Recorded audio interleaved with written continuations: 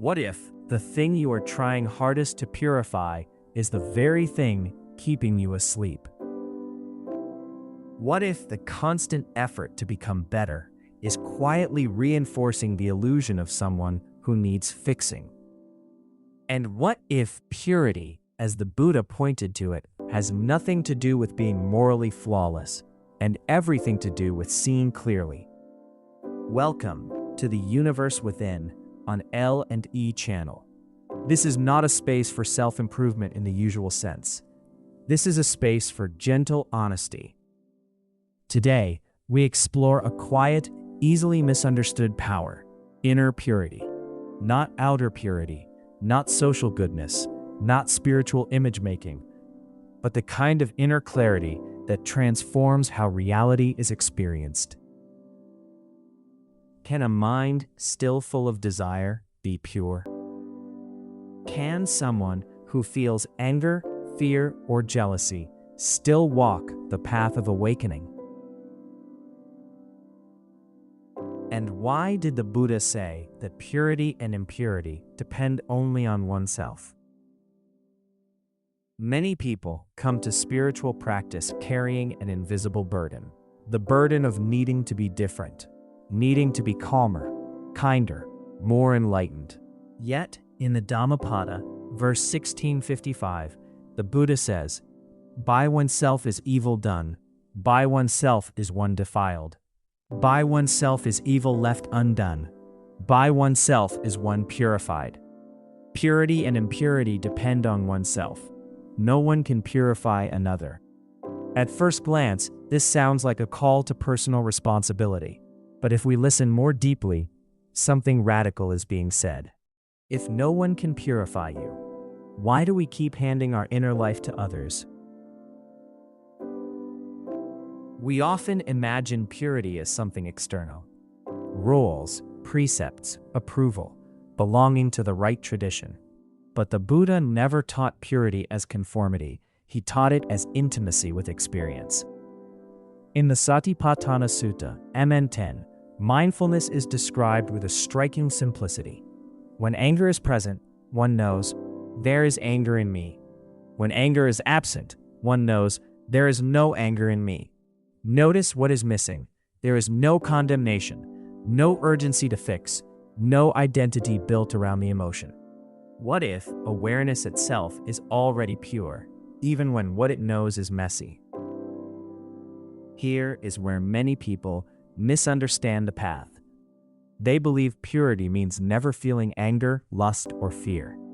But the Buddha never demanded emotional sterilization. He pointed instead to freedom from confusion. Confusion is not having anger. Confusion is being lost inside anger, believing it is me or mine. Example: two people feel jealousy. One suppresses it, smiles politely, and calls themselves spiritual. The other feels it fully, sees its sensations, notices the story forming, and does not act from it.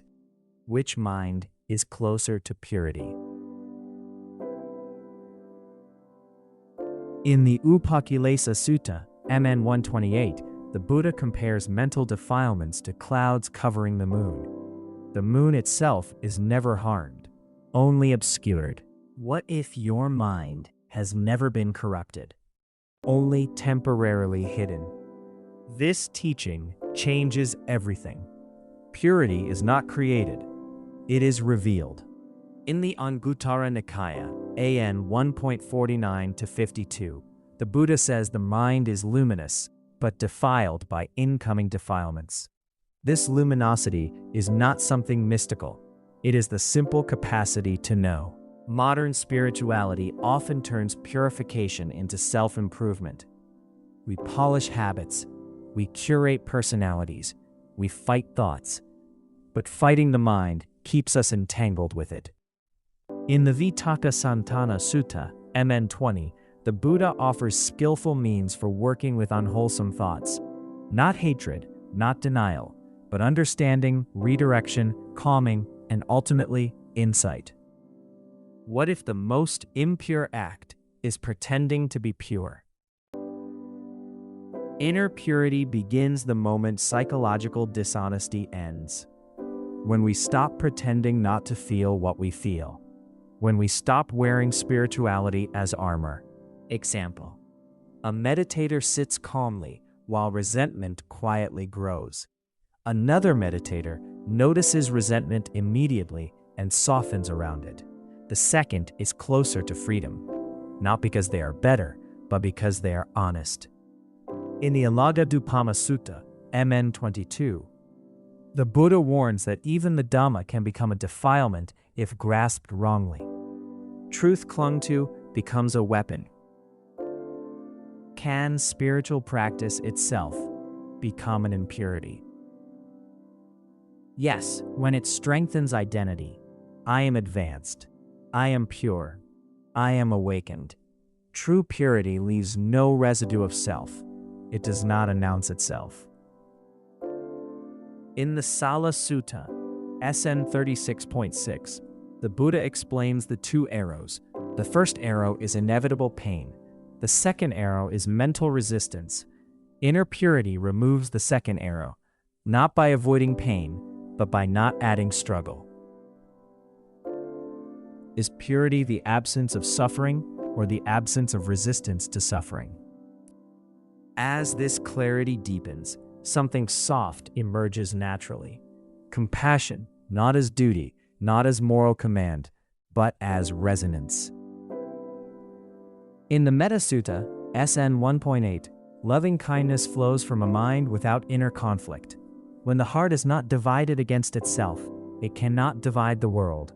Example: someone who has seen their own anger clearly cannot dehumanize another's. Inner purity does not make you special. It makes you simple. What if awakening feels quieter and more ordinary than you expected? The Buddha did not promise escape from humanity. He promised freedom within it. In the Satipatthana Sutta, DN 22, the path is described as direct, not decorative, not symbolic. Direct seeing, direct knowing, direct letting go. Over time, inner purity matures into equanimity. Not coldness, but balance. Like a still lake reflecting the moon without distortion.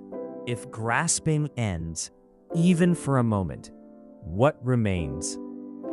What remains is intimacy with life as it is, a mind that does not distort, a heart that does not contract. Inner purity is not a destination. It is a moment-to-moment sincerity. You do not need to become pure. You need to stop turning away.